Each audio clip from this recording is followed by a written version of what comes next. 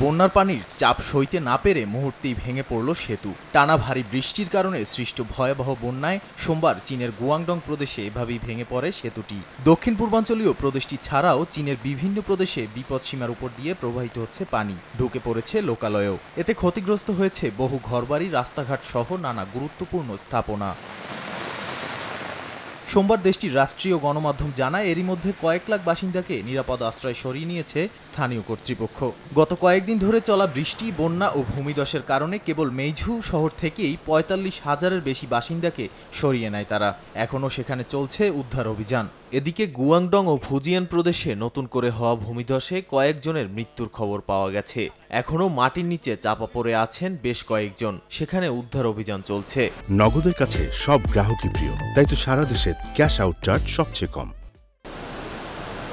ভয়াবহ বন্যায় ঘরবাড়ির পাশাপাশি ক্ষতিগ্রস্ত হয়েছে বিদ্যুৎ কেন্দ্র। এতে বিদ্যুৎবিহীন হয়ে পড়েন প্রদেশের প্রায় ১.৫ লাখ বাসিন্দা। গুয়াংডং প্রদেশে প্রতি বছরই দেখা দেয় বন্যা, তবে এবারের বন্যার ভয়াবহতা আগের বছরগুলোর তুলনায় বেশি বলে মনে করছেন স্থানীয়রা। এতে ব্যাপক ক্ষয়ক্ষতি ও প্রাণহানির আশঙ্কা করছেন তারা। নাদিম মারজান, সময় সংবাদ।